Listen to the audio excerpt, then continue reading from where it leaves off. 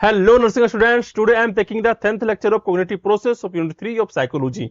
तो हम लोगों ने पिछले क्लास में पढ़ा था मेमोरी के बारे में कि मेमोरी क्या होता है, इसके कौन कौन से नेचर्स होते हैं, क्या क्या इसके कैरेक्टरिस्टिक्स होते हैं और मेमोरी और रिमेंबरिंग में जो है अंतर क्या होता है। इन सभी चीजों को हमने देखा था। इसके बाद ये भी देखा था कि ऐसे कौन कौन से फैक्टर्स हैं जो हमारे मेमोरी को इन्फ्लुएंस करते हैं और हम अपने मेमोरी को किस तरीके से बढ़ा सकते हैं। ठीक है, तो ये सब जानने के बाद जो है आज जो हम जिस चीज के बारे में पढ़ने वाले हैं उस टॉपिक का नाम है थ्योरी ऑफ मेमोरी। तो बहुत सारे साइकोलॉजिस्ट आए और उन्होंने अपना अपना जो है थ्योरी दिया कि मेमोरी किस तरीके से काम करता है, लोग जो है किस तरीके से चीजों को मेमोराइज करते हैं, इसके नेचर्स क्या होते हैं, किस तरीके से ये हमारे बॉडी में काम करता है या फिर एक पर्सन किस तरीके से मेमोराइज करता है। तो यहां पर जो है हम लोग जनरली 3 टाइप्स के थ्योरी को देखेंगे, जिसमें फर्स्ट थ्योरी जो यहां पे आता है वो थ्योरी का नाम है theories of general memory functions. Okay, theory of general memory function ये बहुत ही कॉमन थ्योरी है, जनरल थ्योरी है और ये थ्योरी कहता है कि ये फोकस करता है 3 डिस्टिंक्ट प्रोसेस ऑफ मेमोरी पे। ठीक है, 3 डिस्टिंक्ट प्रोसेस ऑफ मेमोरी पे ये थ्योरी बेस्ड होता है। जो पहला होता है वो है इनकोडिंग, सेकेंड होता है स्टोरेज और थर्ड होता है रिट्राइवल। इस तीनों का मीनिंग जो है हम पहले से क्लास में बता चुके हैं। अगर तुम नहीं देखे हो तो तुम पिछले वाला क्लास भी देख सकते हो और इसको जो है हम फिर से बताते हैं। तो इनकोडिंग का मतलब क्या होता है? इनकोडिंग का सिंपल सा मतलब होता है ट्रांसफॉर्मिंग सेंसरी इनपुट इनटू ए स्टोरेबल कोड। जितने भी हमारे बॉडी के सेंस ऑर्गन होते हैं उसका काम क्या होता है कि हमारे सराउंडिंग में जितने भी स्टिमुलाई हैं उन सभी से जो है स्टिमुलेट होके इंफॉर्मेशन को हमारे बॉडी के अंदर लाना।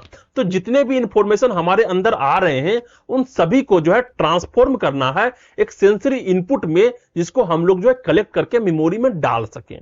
ठीक है, तो उसी को बोलते हैं इनकोडिंग। हम लोग जो है चीजों को इनकोड करेंगे, बनाएंगे वैसे चीज जिसको हम लोग स्टोर करके रख सकते हैं। ओके, फिर नेक्स्ट होता है स्टोरेज। अगर हम लोग सिर्फ इनकोडिंग तो करेंगे नहीं, इनकोडिंग करने के बाद जो है उन सारे इंफॉर्मेशन को जो है हमें रखना भी है। ठीक है, स्टोर करके रखना है कहां पे? मेमोरी पे, अपने ब्रेन पे। तो putting coded information into memory, इसको बोलेंगे हम लोग स्टोरेज। तो जो इंफॉर्मेशन को जो है हम लोग ट्रांसफॉर्म कर चुके हैं, स्टोरेबल कोड की तरह बना चुके हैं, उस सारे को हम लोग यहां पे स्टोर करते हैं। ठीक है, ये सेकेंड हो जाता है स्टोरेज। थर्ड में आता है रिट्राइवल। रिट्राइवल का मतलब क्या होता है? रिकॉल करना। जब हमको उस इंफॉर्मेशन का यूज करना होगा तो हम फिर से उस इंफॉर्मेशन को रिकॉल कर सकें। ओके, उसी को बोलते हैं retrieval. Accessing stored information when needed. जब हमको स्टोर्ड इंफॉर्मेशन का नीड पड़ेगा तो हम लोग उसको फिर से जो है रिकॉल कर सकें। तो यही जो है ये 3 वर्ड्स हैं जिसपे जो है ये थ्योरी काम करता है। नेक्स्ट स्लाइड में जो है स्टेजेस ऑफ मेमोरी देखते हैं। तो स्टेजेस ऑफ मेमोरी जो है सेम कंप्यूटर की तरह काम करता है। जिस तरीके से जो है कंप्यूटर में सारे चीज होते हैं उसी तरीके से जो ये मेमोरी बेस्ड होता है। तो यहां पर जो है जिस तरीके से पिक्चर दिया हुआ है उसको ध्यान से देखो। तो स्टेज ऑफ मेमोरी में क्या कहते हैं कि हम लोग किसी भी चीज को टाइपिंग करते हैं। ओके, टाइपिंग करने का मतलब होता है उसको इनकोड करना, इनिशियल रिकॉर्डिंग ऑफ इंफॉर्मेशन। हमने नोटपैड खोला, वर्डपैड खोला या फिर कोई भी जो है ऐप खोला और उसमें जो है हमने लिखना स्टार्ट किया, तो क्या हुआ? हम लोग वहां पे इनकोड कर रहे हैं ताकि उसको हम स्टोर करके रख सकें। तो स्टोरेज क्या आएगा? ये सीपीयू में आएगा। यहां पर जो है हार्ड डिस्क लगे होंगे, यहां पर जो है रैम में, रोम में, ये सारी चीज में जो है स्टोरेज होंगे। तो information saved for future use, ये इंफॉर्मेशन जो है वहां पे सेव्ड हो जाएगा हमारे फ्यूचर यूज के लिए। और फिर से हमको अगर इस इंफॉर्मेशन को खोल के देखना हो तो हम लोग डेस्कटॉप में क्या करेंगे? इंफॉर्मेशन को खोल के देखेंगे, रिट्राइवल करेंगे, रिकवरी ऑफ स्टोर्ड इंफॉर्मेशन। हम लोग उस इंफॉर्मेशन को खोलेंगे और फिर से उसको देख सकेंगे या फिर पढ़ सकेंगे। ओके, तो ये था हमारा फर्स्ट थ्योरी जो कि जनरल थ्योरी था। सेकेंड थ्योरी का अगर हम लोग बात करते हैं तो उस थ्योरी का नाम है information processing theory. Information processing theory, ये थ्योरी क्या कहता है?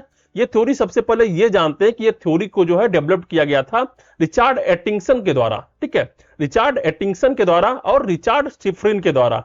कब? 1968 में। ओके, उसके बाद ये थ्योरी कहता है according to this theory memory start with the memory input from the environment. हमारा जो मेमोरी है वो स्टार्ट ही होता है मेमोरी इनपुट से कि किस तरीके से जो है हमें इनपुट किया जा रहा है। ओके, स्टार्टिंग फेज से जो है हमारा मेमोरी का होना स्टार्ट होता है। तो यहां नेक्स्ट कह रहा है, यहां पे कुछ टर्मिनोलॉजी है जो इस थ्योरी में यूज होते हैं। वो है पहला सेंसरी रजिस्टर। ये सारे चीज जो है हम मेमोरी वाले क्लास में ले चुके हैं। ओके, वही चीज को जो है हम एक बार फिर से लेने वाले हैं। थर्ड थ्योरी जो है वही डिफरेंट है, second theory same to same है। तो पहला यहां पे होता है सेंसरी रजिस्टर। सेंसरी रजिस्टर में क्या होता है कि हम लोग जितने भी इंफॉर्मेशन जो है वो हम इन्वायरमेंट से लेते हैं। हमारा सेंसरी ऑर्गन जो है जितने भी इंफॉर्मेशन अपने इन्वायरमेंट से लेता है वो हमारे दिमाग में कब तक रहता है, कुछ पलों के लिए रहता है। ठीक है, अभी हमने आंख को जो है दौड़ाया चारों तरफ, तो हमें जो भी चीज दिखा तो वो क्या हमको तुरंत याद रहेगा? सारा कुछ नहीं याद रहेगा, हम देखें फिर उसको भूल जाएंगे। 2 सेकंड 3 सेकंड तक वो हमको याद रहेगा। तो जो है चाहे वो हियरिंग करके हो, चाहे वो टच करके हो, स्मेल करके हो, टेस्ट करके हो, विजन से हो, ये सारे इंफॉर्मेशन जो हमारे दिमाग में जाते हैं जो सेंसरी इनपुट के माध्यम से, वो सेवरल सेकंड तक जो है रहते हैं। ओके, फिर यहां पे आता है सेकंड का जो होता है short term memory. Short term memory में क्या होता है, जो हमारा इंफॉर्मेशन है वो 20 to 30 सेकंड तक जो है रहता है। तो अगर जो है सेंसरी रजिस्टर होने के बाद ही जो है हम फिर से उसको बार बार देखते हैं, बार बार रिवाइज कर लेते हैं, या एक ही चीज को बार बार देखते हैं, तो क्या होगा, वो हमारे शॉर्ट टर्म मेमोरी में चला जाएगा। तो शॉर्ट टर्म मेमोरी में जाने के बाद भी जो है वो 20 to 30 सेकंड तक रहेगा और फिर वहां से जो है वो हटक जाएगा। ठीक है, जो हमारा न्यू इंफॉर्मेशन आएगा सेंसरी ऑर्गन से वो पुराने इंफॉर्मेशन को हटा देगा और न्यू इंफॉर्मेशन जो है वहां पर डिस्प्लेसमेंट हो जाएंगे। ओके, क्योंकि जो है शॉर्ट टर्म मेमोरी का जो है उतना ज्यादा कैपेसिटी नहीं होता है। ओके, तो यहां पे कह रहा है कि information is rehearsed to transfer to long term memory. अगर जो है इंफॉर्मेशन को बार बार रिहर्स किया जाए तो वो हमारे लॉन्ग टर्म मेमोरी में चले जाते हैं। ओके, तो थर्ड आ रहा है long term memory. Long term memory का क्या कहते हैं कि store information for days, months, year और ए लाइफ टाइम। अगर इंफॉर्मेशन जो है तुम्हारे लॉन्ग टर्म मेमोरी में चला जाता है तब जो है वो इंफॉर्मेशन तुमको लाइफ टाइम तक भी याद रह सकते हैं, डेज तक, मंथ तक या ईयर तक जो है तुमको याद रहेंगे।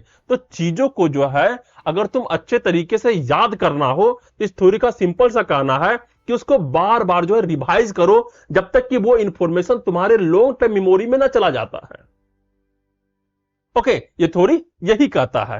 फिर यहां पे क्या हुआ, एक क्रिटिसिज्म हुआ। क्रिटिसिज्म क्या हुआ कि बहुत सारे साइकोलॉजिस्ट आए, उन्होंने बोला कि ये थोड़ा सिंपल भी है और थोड़ा पेचीदा भी है। ठीक है, पेचीदा किस तरीके से है, क्योंकि तुम यहां पे सबसे पहले तो कर रहे हो कि तुम बार बार रिवाइज करोगे तो तुम्हारा मेमोरी जो है वो लॉन्ग टर्म में चला जाता है, पर लॉन्ग टर्म में जाने के बाद जो है रिवीजन का तो जरूरत ही नहीं होता है। ओके, यहां पर जो है लॉन्ग टर्म में जो है वो बहुत देर तक रह सकता है, सालों तक रह सकता है, महीनों तक रह सकता है, या फिर लाइफ टाइम भी जो है वो यादाश्त रहेंगे। तो यहां पे जो है हम किस तरीके से माने कि ये थोड़ी सही है, तो कह रहा है कि हैज मल्टीपल सब components and can store information without rehearsal. Type of memory को जब तुम पढ़ोगे तो वहां पर जो है लॉन्ग टर्म मेमोरी को भी जो है 2 पार्ट में बांट दिया गया था। तो कहा गया कि यहां पर भी जो है 2 तरीके से बटे हुए हैं और उसके बाद भी जो है इसको बिना रिहर्सल के जो है रखा जाता है। तो इस थ्योरी को भी जो है कुछ कुछ क्रिटिसिज्म हुआ था जो यहां पे हम लोग बताने का कोशिश कर रहे हैं। तो ये था हमारा सेकेंड थ्योरी ऑफ मेमोरी। और अगर हम लोग जो है इसको एक डायग्राम के रूप में देखें जो हमारे बुक्स में जो है दिया गया है, तो यहां पे किस तरीके से वर्क करता है कि सबसे पहले सेंसरी मेमोरी होता है। सेंसरी मेमोरी क्या होता है, जो भी हमारा सेंसरी ऑर्गन जो है एनवायरनमेंट से इंफॉर्मेशन को कलेक्ट करता है वो हमारे सेंसरी मेमोरी में आते हैं, जो कि कुछ सेकंड तक रहते हैं, 2 या 3 सेकंड तक रहेंगे, फिर उसको जो है भूल जाएंगे। ओके, अगर उसको हम रिहर्सल नहीं करें तो ये डीके हो जाएगा, मिट जाएगा। ठीक है, अगर हम उसी सेंसरी मेमोरी पर जो है अटेंशन करते हैं तो ये हमारे कहां आ जाएगा, शॉर्ट टर्म मेमोरी में चला आएगा। और शॉर्ट टर्म मेमोरी को जो है हम लोग को रिहर्सल करना होगा, बार बार रिहर्सल करना होगा, तभी जो है हमें शॉर्ट टर्म मेमोरी में टिकेंगे। अगर हम लोग बार बार रिहर्सल नहीं करते हैं तो यहां पे क्या होगा, डिस्प्लेसमेंट डीके हो जाएगा। तो डिस्प्लेसमेंट डीके का मतलब क्या होता है, डिस्प्लेसमेंट डीके का यही मतलब होता है कि न्यू इंफॉर्मेशन आएंगे और पुराने इंफॉर्मेशन को हटा देंगे, क्योंकि जो है शॉर्ट टर्म मेमोरी का उतना कैपेसिटी नहीं होता है कि वो बहुत सारे इंफॉर्मेशन को जो है स्टोर कर सके। ओके, तो यहां पर जो डिस्प्लेसमेंट डीके होगा अगर हम लोग रिहर्सल नहीं करते हैं, और अगर हम लोग रिहर्सल करते हैं तो ये हमारे लॉन्ग टर्म मेमोरी में चले जाएंगे। ओके, लॉन्ग टर्म मेमोरी में चला जाएगा रिहर्सल करने के बाद। और यहां पर जो है अगर उसको रिकॉल करना होगा तो रिकॉल करने के लिए जो है हम लोग यहां पे रिट्राइवल करेंगे और चीजें जो है इंफॉर्मेशन जो है वो हमारे शॉर्ट टर्म मेमोरी में चले आएंगे। ठीक है। और यहां पे फिर कह रहा है कि इंटरफेरेंस डीके रिट्राइवल फेलियर, बहुत बार ऐसा भी होता है, कुछ वजहों से, कुछ कारणों से जो है ये चीज भी जो है डीके हो जाते हैं, जो हम लोग जो है फैक्टर में देखे थे कि किस तरीके से फैक्टर्स जो है हमारे मेमोरी को इन्फ्लुएंस करते हैं। यहाँ पे कुछ ऐसे भी जो है इंटरफेरेंस डीके होते हैं जो हम लोग रिकॉल नहीं कर सकते हैं, रिकॉल फेल हो जाता है। या फिर कभी कभी क्या होता है कि नए इंफॉर्मेशन को जो है पुराना इंफॉर्मेशन जो है रिप्लेस कर देता है, या फिर दोनों जो है मिल जाते हैं, हम लोग समझ ही नहीं पाते कि कौन सा इंफॉर्मेशन को हमको निकालना है। तो यहां पर जो है इंटरफेरेंस डीके होने का चांस रहता है। तो यहां तक जो है हम लोगों ने सेकेंड थ्योरी ऑफ मेमोरी को देखा, जो कि इस डायग्राम में सही तरीके से दिया गया था। अब हम लोग नेक्स्ट थ्योरी में चलते हैं, और नेक्स्ट थ्योरी का नाम है लेवल्स ऑफ प्रोसेसिंग थ्योरी, जो कि थर्ड थ्योरी है और ये हमारा लास्ट थ्योरी भी है। ये थ्योरी को किसने प्रपोज किया था? इस थ्योरी को प्रपोज किए थे क्रेग साहब ने और लोकहार्ट साहब ने। इन दोनों ने मिलकर के जो है इस थ्योरी को दिया था 1972 में। ओके, तो उन्होंने कहा था, he said that memory occur on a continuum from shallow to deep. जो हमारा मेमोरी है वो लगातार होता है, कोई ऐसा नहीं है कि एक लेवल है, वो level to level, level to level होता है, ऐसा कुछ नहीं होता। जो मेमोरी है हमारा लगातार वाला प्रोसेस है, कंटिन्यूम प्रोसेस है। और ये जो है सेलो टू डीप होता है, मींस वो हल्का हल्का सा होता है, फिर धीरे धीरे जो है वो डीपली चला जाता है। ठीक है, हम लोग चीजों को पहले धीरे धीरे समझते हैं, और धीरे धीरे समझते समझते जो है हम लोग उसको डीपली में समझ जाते हैं और डीपली में मेमोराइज कर लेते हैं। ओके, ये थ्योरी यही कहता है, विथ नो लिमिट, और इसका कोई लिमिट नहीं है कि तुम कितना चीज को याद कर सकते हो, on the number of different level, किसी भी लेवल पे। ओके, ये थ्योरी यही कहता है कि memory occur in a continuum from shallow to deep with no limit. ठीक है, तो यहां पे कुछ टर्मिनोलॉजी है जो इस थ्योरी में यूज होते हैं, उसको देखते हैं। टर्मिनोलॉजी कहें या फिर जो टाइप बोले, दोनों एक ही है। तो सबसे पहले जो यहां पे एक आता है फर्स्ट वाला, first process, solo processing. Solo processing क्या होता है? Analyses physical sensory characteristic, brightness या पिच। ठीक है, तो हम लोग जब देखते हैं तो उस चीज को प्रोसेसिंग करते हैं। तो जो हमारा सेलो प्रोसेसिंग का मतलब होता है, सेलो, सेलो का मतलब होता है हल्का सा, हल्का हल्का। ठीक है, तो जब भी हम किसी चीज को देखते हैं तो हमारा माइंड उसको किस तरीके से प्रोसेस करता है? बस एक फिजिकल रूप में। ठीक है, सामने किसी लड़की को देखा तो लड़की को किस तरीके से देखेंगे? हाँ, एक लड़की है, या फिर जो कितना लंबा है या क्या है, मत पता चलेगा कि हाँ एक लड़की है। सिंपल से जो है सामने से एक लड़की गुजरी तो हमको सिर्फ इतना पता चलेगा कि हाँ वो लड़की है, क्या ड्रेस पहना हुआ है, बस इतना ही। तो वो हो जाएगा एक सेलो प्रोसेसिंग। फिर नेक्स्ट आता है इंटरमीडिएट प्रोसेसिंग। इंटरमीडिएट प्रोसेसिंग में क्या होता है? Involve recognition and labelling. ठीक है, जो भी स्टिमुलाई है, चाहे वो लड़की हो, चाहे वो गाड़ी हो, चाहे वो पेड़ हो, ठीक है, तो उस चीज का अब हम लेबल करना शुरू करेंगे कि हाँ वो लड़की कितनी लंबी है, वो लड़की क्या पहनी हुई है, वो लड़की सुंदर है या फिर सुंदर नहीं है, सब चीज को लेबलिंग करना शुरू कर देंगे। ठीक है, उसका बाल कैसे हैं, उसके गाल कैसे हैं, सब कुछ को लेबल करेंगे और वहां के इंफॉर्मेशन को जो निकालना शुरू करेंगे और रिकॉग्निशन करेंगे, पहचानना शुरू कर देंगे। ठीक है, फिर थर्ड आता है डीप प्रोसेसिंग। डीप प्रोसेसिंग का मतलब क्या होता है? हम लोग पूरा डिटेल में जानने का प्रयास करेंगे। ओके, कि अगर उसका हाइट है तो हाइट क्या है, उसके बाल हैं तो बाल कितने काले हैं, काले हैं, भूरे हैं, क्या हैं, उसका चेहरा कितना सुंदर है, उसके कपड़े हैं तो वो किस तरीके के कपड़े पहने हुए हैं, ताकि हम उसको मेमोराइज कर सकें। ओके, तो store meanings and networks of association leads to stronger long lasting और मेमोरी ट्रेसेस। जब हम चीजों को डिटेल रूप से जानते हैं तो हम जो है उस चीज को किसी दूसरे चीज से रिलेट भी अगर कर लेते हैं तो चीजें हमको ज्यादा देर तक याद रहती है और हमारा मेमोरी का जो छाप है वो लॉन्ग लास्टिंग रहता है। ओके, तो ये थ्योरी यही कह रहा है कि हम लोग का जो मेमोरी का प्रोसेसिंग है वो तीन तरीके से होता है। पहला होता है सेलो, दूसरा होता है इंटरमीडिएट और तीसरा होता है डीप। सेलो वाला जो प्रोसेसिंग होता है उसको जो है हम लोग सिर्फ फिजिकली रूप से देखते हैं, समझते हैं, फिर उसको खत्म कर देते हैं। सेकेंड जो इंटरमीडिएट होता है उस सारे इंफॉर्मेशन को हम लोग लेबल करते हैं कि हाँ ये लेबल क्या है, इसका क्या मीनिंग्स है, ये सारी चीज को लेबल करेंगे। और थर्ड जो होता है वो है डीप प्रोसेसिंग। डीप प्रोसेसिंग में जो है हम लोग सारे इंफॉर्मेशन को जो है जो लेबल किए थे उसको भी जो हम लोग डिटेल से जानने का प्रयास करते हैं और एक दूसरे से रिलेट करते हैं, जो हमारे पुराने मेमोरीज हैं उससे जो है हम लोग रिलेट करके जो है उसको रखना शुरू कर देते हैं। नेक्स्ट पॉइंट जो यहाँ पे आ रहा है वो है फैक्टर्स इन्फ्लुएंसिंग डेप्थ। आखिर जितने डेप्थ में हम लोग चीजों को प्रोसेसिंग करते हैं, उस डेप्थ को कौन कौन से ऐसे फैक्टर्स हैं जो उसको इन्फ्लुएंस करता है। तो सबसे पहला दे रहा है कि अटेंशन। ठीक है, हम लोग कितना अटेंशन से किसी स्टिमुलाई को देखते हैं या कितना अटेंशन देते हैं, उस पर डिपेंड करता है कि हम लोग किस तरीके से उसको प्रोसेस करेंगे। फिर नेक्स्ट आता है कंपेटिबिलिटी विथ एग्जिस्टिंग मेमोरी। हम लोग के मेमोरी में जो पहले से चीज भरी हुई है, जो इंफॉर्मेशन पहले से डाला हुआ है, क्या वो उससे मेल खाता है? अगर मेल खाता है तो चीजें जो है और अच्छे तरीके से याद हो जाएंगी, क्योंकि हमको पहले से पता होगा कि हाँ ये चीज होता है। फिर होता है प्रोसेसिंग टाइम। आखिर उस चीज को प्रोसेस करने के लिए तुमको समय कितना मिला। अगर तुम कोई चीज देख रहे हो और उसके बाद ही तुरंत कोई दूसरा चीज आ गया तो तुम उस पर ध्यान नहीं दोगे, तो सिंपल सी बात है तुमको वो चीजें ज्यादा देर तक याद नहीं रहेगी। तो जितना देर तक जो है तुम किसी चीज को डीप प्रोसेसिंग करोगे, उतना देर तक जो है तुमको याद रहेगा, उतना लंबा तुमको याद रहेगा। ओके, फिर self reference effect. Self reference effect का मतलब होता है कि तुम जो है उस चीज को अगर अपने से रिलेट कर पाते हो। ठीक है, अगर कोई ऐसा चीज है जिसको जो है तुम अपने आप से रिलेट कर पाते हो, तो वो चीजें जो है तुमको बहुत ज्यादा देर तक यादें रहेगी। अगर जो है तुम कोई सॉन्ग सुने और वो सॉन्ग जो है तुम्हारे लाइफ से रिलेट कर गया, तो तुम उस सॉन्ग को अपने आप याद कर लोगे और लॉन्ग टाइम तक याद रहेगा कि हाँ एक सॉन्ग था, उसके ये लिरिक्स थे जो हमारे जीवन से जो है पूरा मेल खाते हैं। ओके, हम लोग नेक्स्ट स्लाइड में चलते हैं और जो है कुछ रिहर्सल टाइप को देखते हैं कि किस तरीके का रिहर्सल होता है। तो यहाँ पे दो तरीके का रिहर्सल दिया हुआ है। पहला होता है मेंटेनेंस रिहर्सल और सेकेंड होता है इलेबोरेट रिहर्सल। मेंटेनेंस रिहर्सल का मतलब क्या होता है? Repeat the same analysis without deeper understanding.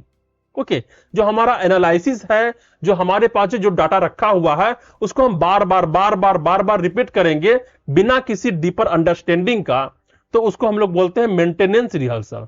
सिर्फ मेंटेनेंस करते हैं कि हाँ इसको जो है हम लोग समझ लेते हैं और याद कर लेते हैं। दूसरा होता है इलेबोरेट रिहर्सल। इलेबोरेट रिहर्सल का मतलब क्या होता है? Involve deeper meaning analysis, adding more information and making distinctive.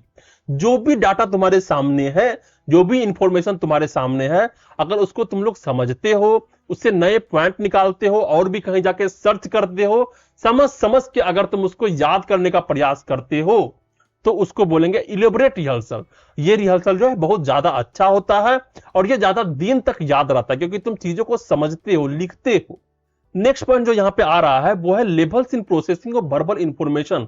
अगर तुम्हारे सामने कोई वर्बली इंफॉर्मेशन दे रहा है, तो प्रोसेसिंग में कौन कौन से लेवल जो है वहां पे करोगे और किस तरीके से करोगे। तो सबसे पहले यहां पे दिया हुआ है स्ट्रक्चरल मींस सेलो प्रोसेसिंग। स्ट्रक्चरल का मतलब क्या होता है?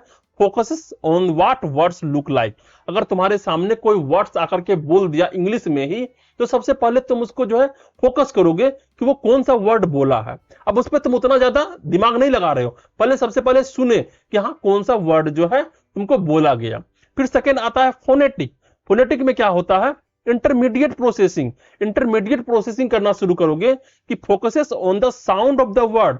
आखिर ये जो वर्ड है इसका साउंड कैसा है, इसका पिच कैसा है, किसने बोला है। ठीक है, ये सारे तुम समझने का प्रयास करोगे। फिर थर्ड में जाओगे जो हो जाता है semantic. Semantic means deep processing. Deeply processing करोगे कि focuses on the meaning of the word. आखिर जो वर्ड बोला गया उसका मीनिंग क्या है। Which lead to the most enduring memory traces. जो है तुम्हारे मेमोरी पे गहरा छाप छोड़ के जाएगा। अगर जो है तुम्हारे सामने कोई पर्सन आता है और कुछ भी बोल के चला जाता है, ए बेते कुछ भी बोल के चला जाता है, क्या फर्क पड़ता है? तुम सुनोगे और हटा दोगे, क्योंकि उसका कोई मीनिंग सी नहीं है। ठीक है, मीनिंगलेस चीजों को जो है याद रखना बहुत ही कठिन होता है। ये हम लोग फैक्टर में पढ़ चुके थे कि जो मीनिंगलेस चीजें होती है उसको हम लोग जल्दी याद नहीं कर पाते हैं, और मीनिंगफुल चीजों को जो है हम लोग बहुत अच्छे तरीके से जो याद कर पाते हैं। तो सेलो प्रोसेसिंग में जो है हम सिर्फ वर्ड के स्ट्रक्चर को देखेंगे कि ये वर्ड कैसा है। सेकेंड में जो इंटरमीडिएट प्रोसेसिंग होता है, इसमें हम लोग साउंड ऑफ वर्ड्स को देखेंगे कि ये वर्ड किस तरीके का साउंड कर रहा है या फिर कौन बोल रहा है, किस तरीके से बोला जा रहा है। फिर सिमेंटिक में देखेंगे कि इस वर्ड का मीनिंग क्या है। तो इस तरीके से जो है ये थ्योरी काम करता है और इस तरीके से जो है हम लोग किसी भी चीज को मेमोराइज करते हैं इस थ्योरी के आधार पे। ओके, तो यहां तक जो है हम लोगों ने सीखा थ्योरीज ऑफ मेमोरी को, जहां पे 3 तरह के थ्योरीज को जो है हम लोगों ने कंप्लीट किया। तो यहां तक जो है हम लोगों ने थ्योरीज ऑफ मेमोरी को कंप्लीट किया। ओके, तो तुमको कितना समझ में आया, कितना समझ में नहीं आया, तुमको नीचे कमेंट करना है, वीडियो को लाइक करना है, सब्सक्राइब करना है चैनल को, और शेयर करो अपने वैसे दोस्तों को जिसको समझ में नहीं आता है। Okay, thank you.